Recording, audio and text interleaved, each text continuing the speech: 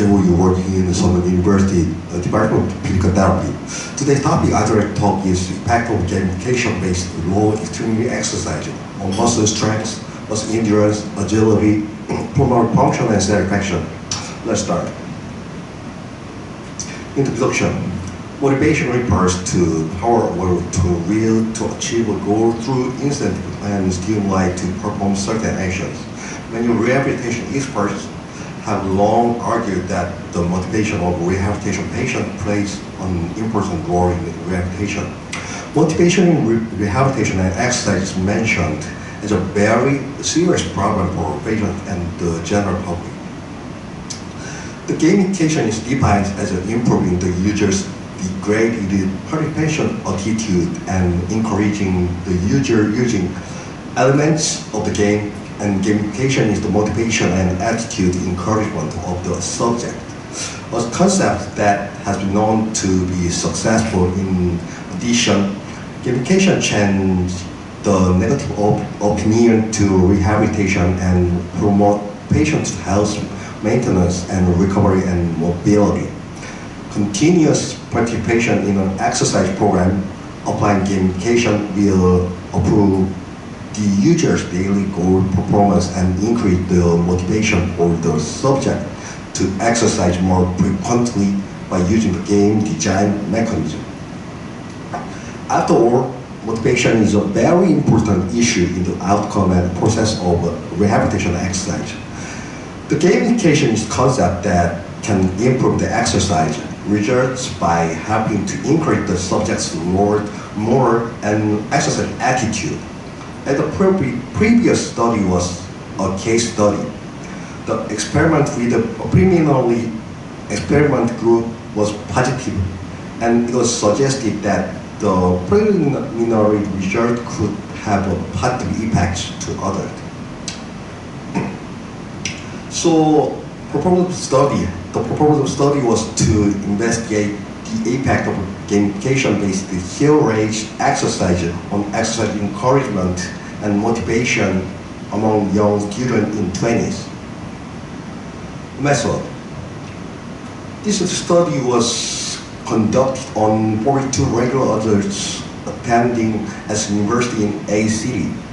The study subject obtained the number of samples by entering the value of mean and standard error measured in the study using the sample account calculated program G power. General characteristics of patients are followed.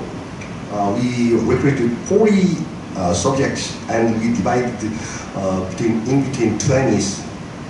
First one is investigation group and second is control. The experiment procedure are followed. We recruited 42 subjects and number of two are exclusion. And then we did pre-measurement such like muscle strength, cardiopulmonary endurance, and satisfaction. And we divided two groups. First one is gamification exercise group, and then second is normal exercise group, which is control.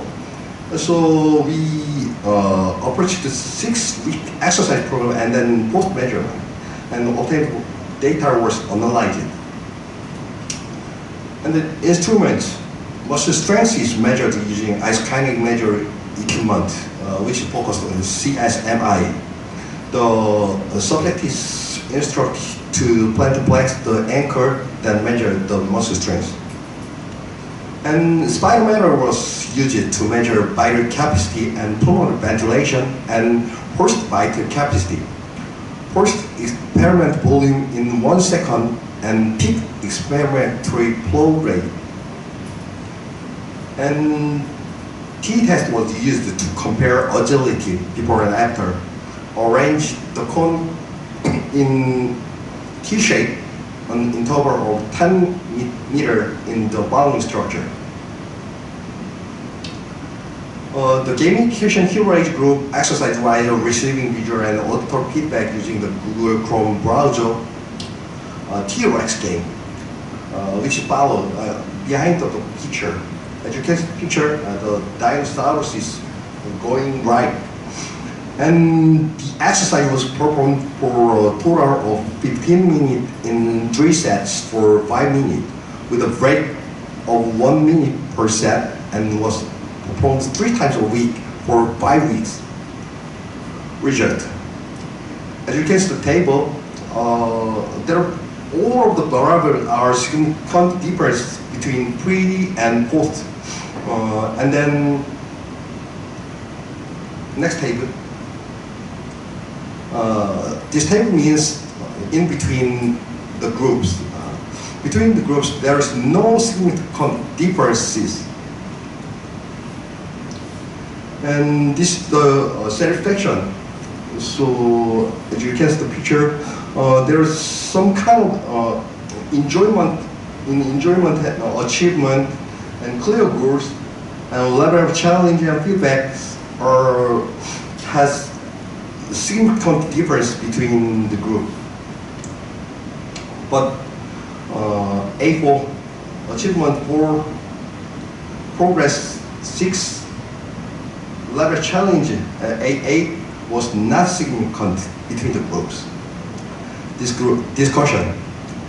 In this study, high-intensity heel-raising exercise was used to examine the effect of gamification. Heel-raising exercise is well known as an exercise that assists in standing with a plantar flexi. The reason for using the heel-raising exercise is that it is an easily accessible exercise that does not require any equipment at home regardless of gender, age, and also because it is very effective for strengthening the calf muscle, which is important among the lower extremity muscles. For this reason, the heel-raising exercise was judged to be suitable for use as an exercise program of this study. While this study was conducted by selecting subjects aged at 20s, high-intensity heel-raising exercise was adopted for the same reason as above. The results of this study were similar to previous studies. After a 6-week exercise program, both the experiment group and control group showed improvements in muscle strength, muscular endurance, and pulmonary function, and the result of pulmonary function included FVC, FEBD1, and PEF. This study tried to measure the subject's ability to respond to feedback. However, it was judged that the t-test used to evaluate the ability in this study was inadequate to evaluate the ability that could be improved by the exercise program of this study. Interestingly, when measuring exercise satisfaction, most of the questions showed a difference in satisfaction between the two groups, which could explain the positive effect of motivating the subject using gamification. According to the research, the elements of the gamification effect encourage the experimental group.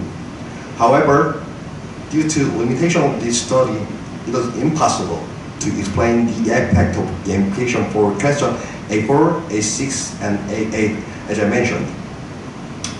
According to previous study, one of the most important determinants of infant mortality in underdeveloped countries is medical inequality. In such underdeveloped countries, education on medicine and supply of medical equipment are low. That's why many organizations support it, but only a few people can get treatment from specialists. Physical therapy can be applied to many people if a simple medical system is applied and not difficult to distribute to underdeveloped countries. It was found that the supervision of therapists is not necessary while conducting the exercise program in this study.